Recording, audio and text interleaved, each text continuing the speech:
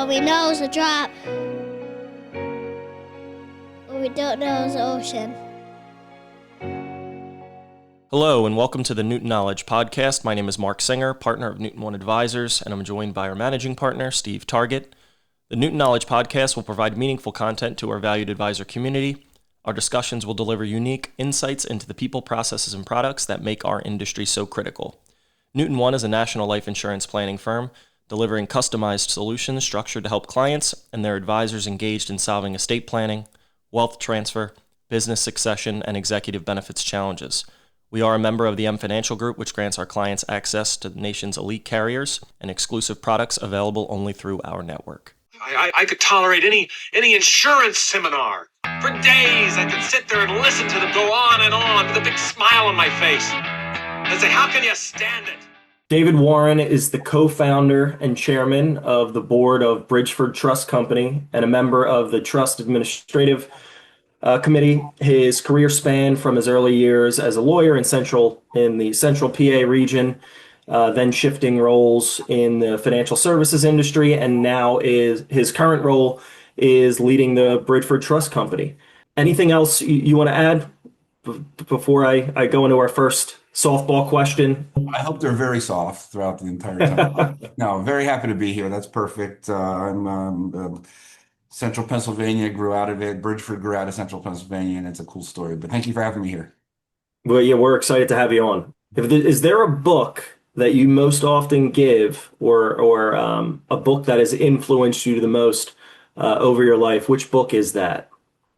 You know, it's a great question because there's actually a couple that really influenced my thinking for Bridgeford, and so I commonly send both of them. One is the 4-Hour Work Week. I don't know if you've read it, but Tim Ferriss put together something that I think is brilliant with a thesis that really was pretty brilliant at the time, to me still is, about how, you know, we work our lives, or a traditional model is we work our lives in a job for 40, 50 years and retire, and then suddenly something happens to you and you don't really enjoy your life. And you work that whole time, just you can't wait to retire. And his whole thesis was, well, if you don't love what you're doing, then you need to find something you love to do. And he talked about how our generation in particular, have these mini retirements. So me, as an example, I practiced law. I was a litigator, a prosecutor, then I went in private practice, and then I got into the trust industry, and then I started a trust company.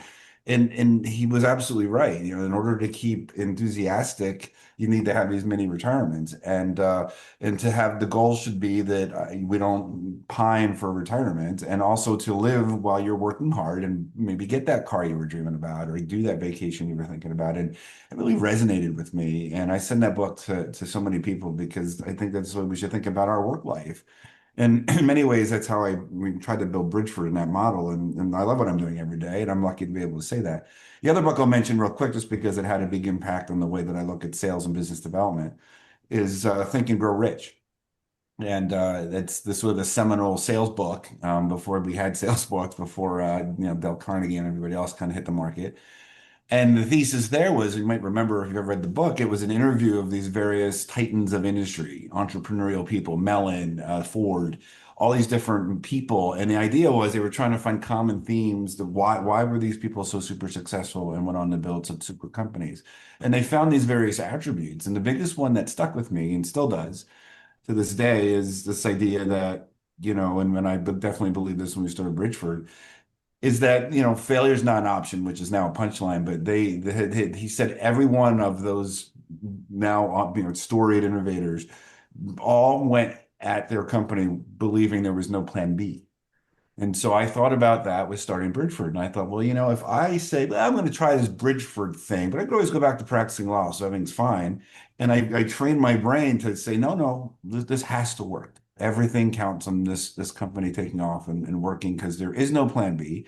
And that resonates with me too. And I talk about that all the time with young entrepreneurial people, is there are certain attributes that are just consistent with starting a business. And so anyway, both of those really informed the way I thought about Bridgeford in the early days, but now think about business overall. And so I send them to people. I don't know if they read them, but I send them anyway. So the first one I'm going to take from that is enjoy the journey and not just the end result. And then the other one is burn the ships. No plan B. Yeah, he actually fully said submerged. that. Yep. That's a quote. That's awesome. Really? Yeah, That's absolutely. funny. That's funny. I'll send it to Um, you. yeah, please do. So well then, noting those, can you tell us how you came to build Bridgeford Trust? What was your career path to there? Back in 2009, 10, and 11, I was having a lot of success at Bank of New York Mellon and later at PNC briefly. And, I'm a lawyer by training, but sort of fell in love with big ideas meaning planning concepts and asset protection and the different things that I used to talk about back then. But what I started to become really passionate about was sort of a new paradigm that was developing in the industry. And this idea of, well, the trust company managing your money and also being part of a big bank and being your private banker and now also selling insurance and this whole bundled approach to me just had a tremendous amount of conflict of interest. So for me, it was very much an intellectual exercise to say, well, what's going on in the industry? I would hear large families complain, well, I don't want Bank of New York Mellon to be my trustee. I want them to manage my money, but I don't want them to be my trustee. And back then, there really wasn't a lot of options. It was not that paradigm hadn't existed. And around the country, these independent trust companies, which Bridgeford ultimately morphed into, hit the scene in top tier trust jurisdictions, which we'll talk about, that came to the market as a pure trust solution, independent trust solution that did not manage money, did not sell insurance. And to me, I get so excited about talking about the evolution because, it's an overused phrase, but it was a game changer and I think almost revolutionary in the trust industry. So I fell in love with that concept as a core model for what has become an independent trust company, which we're going to talk about that because that's under siege again, this concept of an independent trust company. But I became so enamored of it, and it became not just, well, let's go start a business, make some money. It became a saga, and I still talk about Bridgeford in the concept in the context of a saga. I mean, I believe this evolution has been phenomenal for the trust industry, phenomenal for families that are very large that don't like conflict of interest, and is the absolute right direction. So that was the foundation around which we built everything in terms of why we went to South Dakota and why we're still independent and not for sale. And it still drives the way I look at the market. So I feel very proud of the fact that I think we were part of the evolution of taking it into a modern trust law world, which has changed everything. So that was really the beginning of what happened. And it took a long time before we got our first client, and we can get into that. But it was a genuine belief in that we were doing something. And I'll say real quick, I don't know if you ever follow the archetypes. It's a philosopher. Bowen was a philosopher, and there was a speaker in Lancaster, Marcus Grimm, marketing guy, talked about you need to figure out what your business is. What's the archetype of your business? And it hit me, and then it still drives me. We were the rebel because we were absolutely going in the complete opposite direction, competing directly with BNC, Bank of New York Mellon, not because we were managing money, but because we were providing trustee services in an independent way. So I guess it's a lot of words. It's a long-winded way to say that I found a passion and almost like a calling. I mean, people joke, sometimes I'm a little, like an evangelical, a trust guy running around talking about the virtues of modern trust law. Not because I'm trying to make money, because I really believe this is the future and needs to continue to be the future of our industry. It's one of the interesting things, Dave, as you know about our firm, one of our core values or business directions, I should say, is that we stay in our lane. We've deliberately focused our firm on insurance planning and then surrounding ourselves with other really high level specialized advisors that can deliver the best counsel for our clients. And we feel like you did when you started the company that by not doing certain things, then you can really focus on doing other things, we would argue, better than others. Absolutely. So, Well, and it removes all the conflict, and I think that large family, and I pick on Bank of New York Mellon, not because I don't like them. I have a tremendous amount of respect for them. I mean, I had a great career there.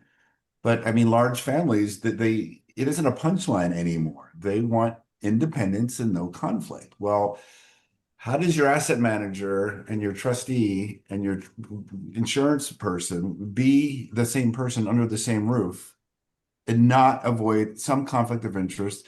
I mean, I see it all the time with premium finance. Either the trustee, they're selling them the insurance, they're giving them a loan, and and everybody's making money and there's conflict everywhere. Well, that's why this model is breaking down, because the largest families on the planet are saying, I don't want that.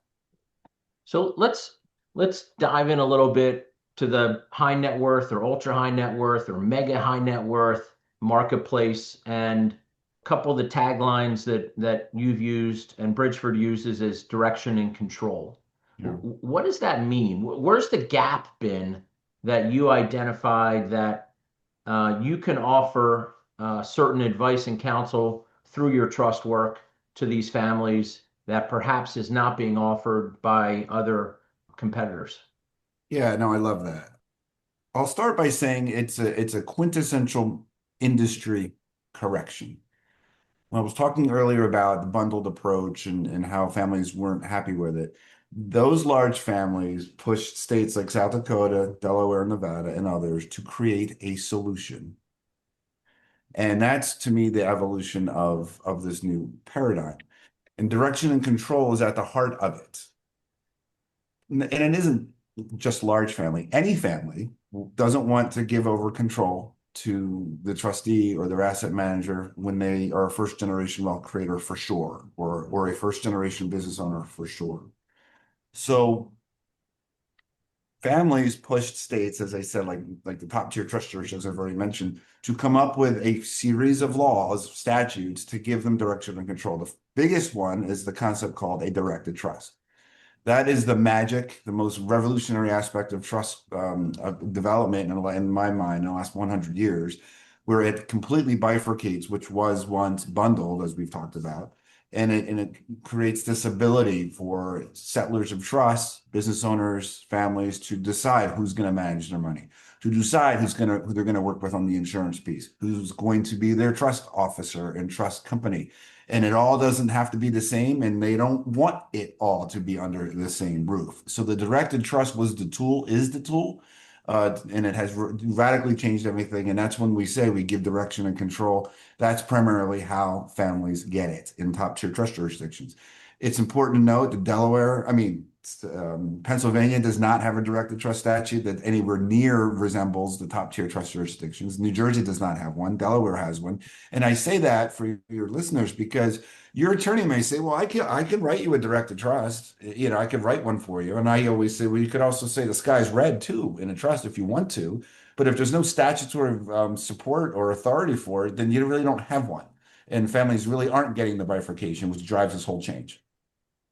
So let's talk a little bit about, obviously, you chose South Dakota, a little bit about why South Dakota, what separates South Dakota, and then if you're seeing some issues these days, maybe related more to privacy and asset protection, are those bubbling up more than you've seen in previous years? Certainly. I love all those questions. So the first one, I put my lawyer hat back on and got very serious about doing an objective state by state comparison. And we looked at Alaska, Nevada, South Dakota, and Delaware. We had plenty of capital at the time. We could have gone wherever we wanted. But ultimately we made the call. It was my call at the end of the day to go to South Dakota.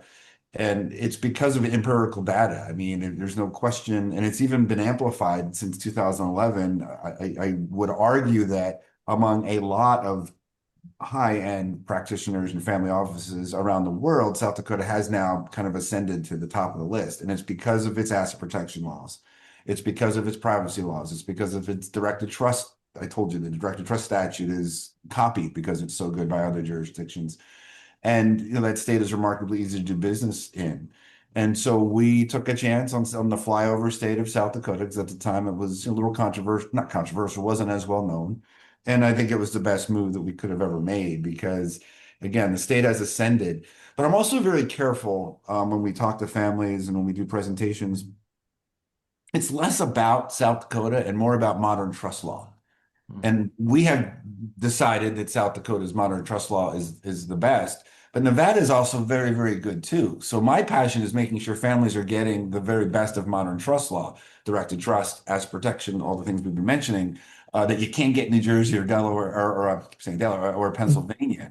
So I sleep fine at night if somebody decides they want to be in Nevada, for example, as long as they're getting the best that's out there. I think there are nuances out of South Dakota that makes it better, but really the conversation is about modern trust law.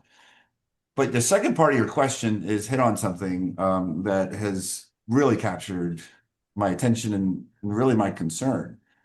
You know, right now, the two biggest, hottest issues that I'm being questioned about, and people are coming to us right through the website after seeing a podcast like this, or we have a YouTube channel, is so many people are worried about asset protection and privacy. And we don't have to be expert social commentators to know why. This isn't a political statement. It's a statement of fact and reality. We're in, at least I'm 53. I've never ever have been in a more chaotic, uncertain environment ever.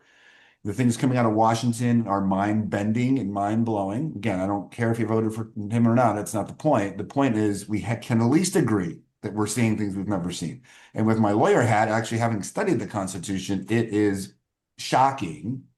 But that means that we, you, me, all the planners that are in our space need to be helping our families, stay calm. Some families are so spooked they want to leave the country, which is something I've never heard in my career so far. And we have to embrace the uncertainty and use it as a guiding light to help these families not get frozen in fear, because there's real fear and uncertainty right now, and use it as a call to action. So that's the mantra of what we've been talking about in the last 18 months, and it resonates, and not only does it resonate, but it's something they want, they need, and particularly the privacy piece at this point. I remember there was this push for the Corporate Transparency Act, which really upset everybody across the country, and ultimately it failed because it was overreaching, and I thought it was going to fail. But unlike any other time, especially since the beginning of Bridgeford, have we been sought after to help bring asset protection and privacy to families, and we do. And I mentioned earlier, South Dakota has the strongest privacy provisions in the country, so strong that people from around the world are coming. And it's not secrecy. I'm not talking about secrecy. It's something completely different. So that's, I mean, I don't think we can talk enough today about how do we embrace this uncertainty that people are feeling. I mean, let's just be honest. I mean, every morning I wake up, I don't know what's next, And so if a family has $100 million and they have a PPLI policy and they don't know, is that still the best plan for them right now, given everything? Who knows? I mean, we need to know that, right? And that's where we got to stay on top of our game. Well, I think what's interesting is the way you approach and counsel a lot of your clients offers both flexibility well, I should say offers flexibility, but many think that flexibility is not part of the norm with trust planning. If you don't understand the opportunity to do the right sort of planning, you might think that you're throwing out the window all of your flexibility, and that's just not the case. Yeah, absolutely. I wrote a piece on this years ago. It talked about, remember back when we were younger, everybody was afraid of the irrevocable trust, right? It was expensive, it was rigid, you lost all direction and control. And you handed over decision-making authority to Bank of New York Mellon to manage your money. And so for many years, there was this perception, rightfully so, that this is before the advent of modern trust law, is that irrevocable trusts were inflexible and hard to move and hard to change and hard to navigate and hard to get money out of, quite frankly. Some banks were very difficult with making trust distributions, saw it firsthand. And so along comes modern trust law, this idea of direction and control. So there is tremendous amount of flexibility. And I'll give you a couple quick examples. There's not only the directed trust, which I think clearly indicates all the direction and control that stays with the family and advisors like you and attorneys where it belongs. It should not be concentrated at the trust company. Absolutely not anymore. It doesn't work. And this new model is the way to go. But there's also the very inexpensive and easy ability to move trusts from an unfavorable jurisdiction like Pennsylvania and New Jersey and into a more favorable jurisdiction like Delaware, South Dakota, and Nevada. And it can be done very simply. The big banks can't even do anything about it at this point. There's case law that says that, and I want to get to that point in a second, but the idea that you can move these trusts, you can more easily change these trusts through concepts called modification, where you don't even have to go to court to modify these trusts in states like South Dakota. A concept called decanting, where you can, with a court or without a court, radically change an old tired trust and pour it into, just like a decanter, into a whole brand new trust. And that is wildly popular. South Dakota has been rated the best statute for like 10 years in a row. Delaware has a statute, which is also very good. And so this is, to your point, changing the industry and saying, well, no, these trusts are no longer inflexible. They're no longer rigid. They're no longer unnecessarily expensive with hidden fees, by the way. We all know that's always been a problem in our industry. And it's been such an enlightenment in terms of how wealthy families look at trust planning now. It's not to be feared, and it's not anything. I even argue that concept of an irrevocable trust doesn't even it has to be redefined, because irrevocable doesn't mean what it used to mean back when I was in law school, for sure. I mean, we always say you want to plan for now, especially PPLI being one of the solutions Really. we consult our clients on. But some of the work is structuring insurance policies to help soften or mitigate future estate taxes. And in all reality, myself, and I don't want to speak for Steve, but our other advisors and other advisors part of M, we have no idea what the exemption amounts are going to be at the passing of both the grantor and their spouse. So you plan for now with the flexibility to pivot later. And that's exactly what you're saying with trust modification and trust decanting, is having the ability to adjust and pivot later. And I also think there's a fiduciary duty around everything you just said. And so Yeah. I've become very fascinated academically of different seminal works that they use to teach us trusts in law school. Scott's on Trust. There's a couple of different, these big giant compendiums where they talk about how fiduciary law is supposed to work. And virtually everyone that I ever read in law school, and now law review articles and a couple of cases across the country, it's raising the question: if we know we can get asset protection and privacy and have all this direction and control, and we know that it's in the best interest of the assets of the trust to go into a top tier trust jurisdiction, and we don't give that advice, is it malpractice? I'll say it a different way. Is it a violation of the fiduciary duty? There's a case in Massachusetts Supreme Court, that absolutely said that a trustee, interestingly enough, has a fiduciary duty to position the assets in its most protective state. I don't mean state using both meanings of the word state. So if a trustee, for example, in New Jersey, called a bank ABC, is handling these trusts, but we all know New Jersey has high income tax. These other top tier trust jurisdictions has no income tax. It's another part of the planning we should talk about. And they don't say to the beneficiaries, well, we really should get this trust out of New Jersey. Did they violate their fiduciary duty? And there's cases that suggest they did. And the same thing for lawyer. And so I'm very passionate. It's something I want to write more about, to explore. Not only is this a nice thing to talk about at the Lancaster Country Club or at some cocktail party somewhere, an anecdotal little fun conversation, but you can actually measure damages if a client isn't given this information. Serious damage. And so, putting my litigator hat back on, of course that's my practice. Lawyers don't like it when I say that. Look at the quintessential conflict of interest. Is Bank Trust Department in New Jersey going to tell their client, move your trust to South Dakota if they don't have an office there? Of course they're not going to do that. They're going to lose the trust fees. I mean, the conflict is so blatant there, and I think you're going to see this more and more in the court system. So Dave, as we come close to our 30-minute goal here, I'd be remiss not to mention a fellow podcaster like yourself, and a shout out to those who are listening to our podcast. I highly suggest they listen to yours, Delivering Direction and Control.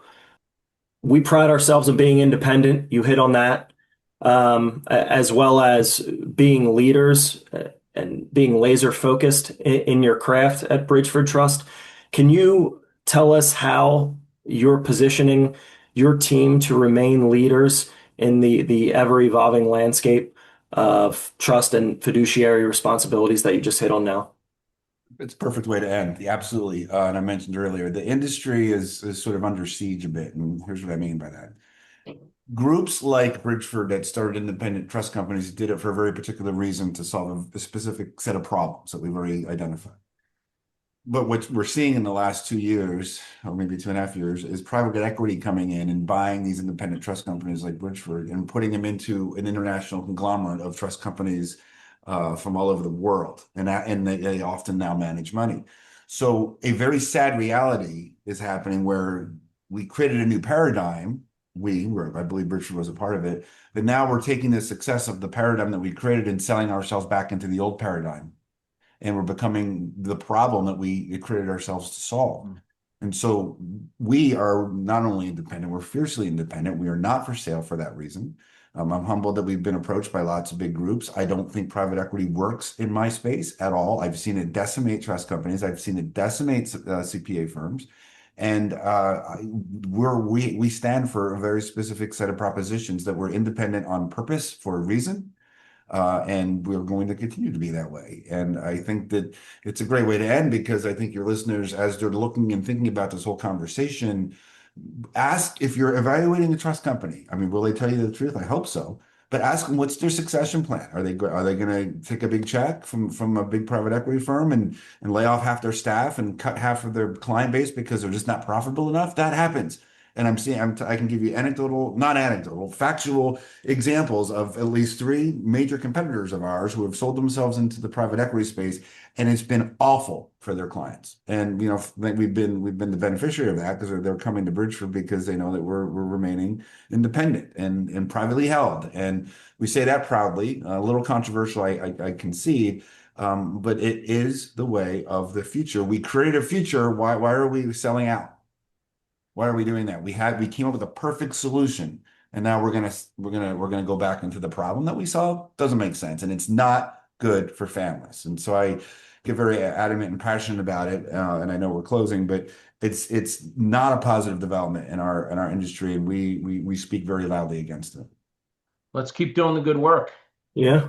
Well, I look forward to having you guys on our podcast. Thanks for the shout outs and what you guys are doing in the PPLI space. I've always been a huge believer and supporter of PPLI. We hold a ton of it in our trusts in South Dakota for various reasons, and love the continued opportunity to collaborate with you guys. You're doing great work. M Financial is an amazing platform. I've respected it for years. So calling you friends and collaborators is a pleasure for me. So thanks for having me on. I really appreciate it. Bye. Goodbye. The material and opinions voiced are for general information only and are not intended to provide specific advice or recommendations for any individual. To determine what is appropriate for you, please contact a member of our team.